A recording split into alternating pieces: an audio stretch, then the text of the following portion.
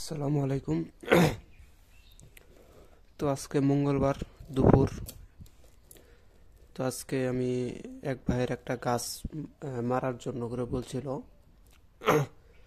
গাছটা তার ক্ষেতের উপরে অনেক সমস্যা করতেছে, সেক্ষেত্রে উনি বলছে যে গাছটাকে যেন মেরে ফেলতে হয়। সেজন্য করে কিছু টাকা পয়সাও দিচ্ছে। আমি সেই গাছটাকে মারার জন্য করে আজকে কাজটা করব। দেখেন, শুধুমাত্র একটা পেরেকের মাধ্যমে।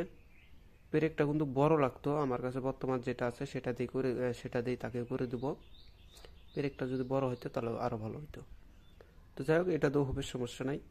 একটা পুরাতন একটা পেরেক নেবেন, নিয়া আমি আজকে যে মন্ত্রটা বলবো সেটা এক মালা জপ করে পেরেকের মধ্যে ফুঁক দিয়া পেরেকটাকে মন্ত্রপুত কইরা একটা হাতুড়ি নেবেন। এই যে নিয়া যে গাছটাকে মেরে ফেল দিতে চান সেই গাছের ভিতরে, সেই গাছের গোড়ায় যায়া আপনি মন্ত্রটা 7 দফা পাঠ কইরা এই পেরেকটা ওই গাছের কিংবা গোড়ার ভিতরে ঢুকাই দিবেন।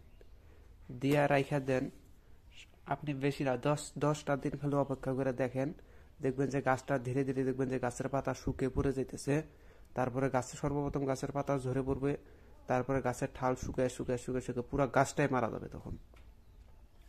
তো সেই ভাইয়ের আমি কাজ করার জন্য করে যেখানে বসছি, এটা দিয়ে একমালা জপ করব কইরা আমি এই পেরেকটা ঢুকাই দেবো। মন্ত্রটা বলতেছি, এটা আমি দুইটা মন্ত্রতে কাজ করি গাছের। আমি ছোট্ট একটা যে মন্ত্র সেটা আমি আপনাদের মাঝে দিয়ে দিতেছি। মন্ত্রটা হচ্ছে বেশি বড় না। মন্ত্রটা শুধুমাত্র এই মালা দিয়ে, কালো রঙের মালা হলে ভালো হয়।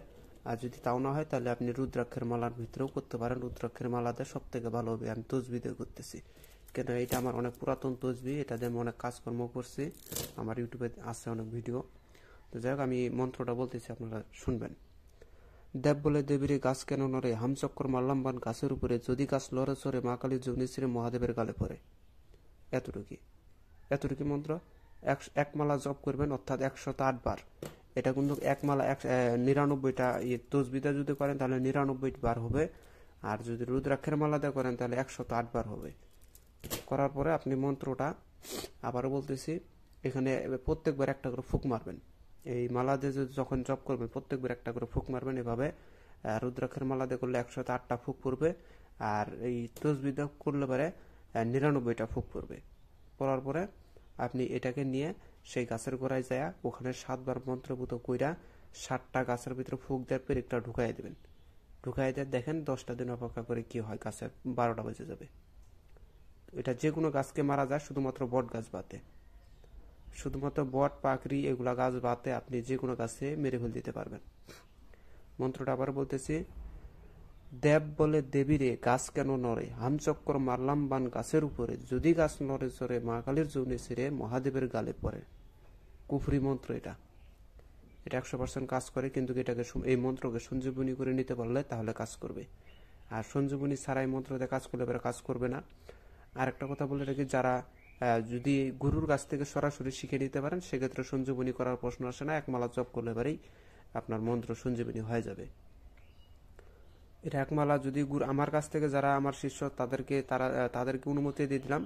যারা আমার কাছ থেকে বরদান পাইছে তারা মন্ত্রটা শুধু একমালা প্রথমে জপ করে শনিবার মঙ্গলবার রাতে একমালা জপ করে নেবেন। নেওয়ার পরে আপনারা পরবর্তীতে যখন বান মারবেন তখন আরেক মালা জপ করে একটা পেরেকের মধ্যে ফুঁক দিয়ে পেরেকটা গাছে ঢুকাই দেবেন। তাতে আপনাদের কাজ হয়ে যাবে। আর যারা নতুন সেক্ষেত্রে তাদেরকে 1100 একবার পাঠ করতে হবে, তাহলে মন্ত্র সঞ্জীবনী হবে। আর নয়তো আপনারা কাজ করতে পারবেন না। তো যাই হোক, আপনারা শুনেন। শেষে কিন্তু যারা আমার শিষ্য শেষে কিন্তু আমার দোহাইটা দিয়ে দিবেন।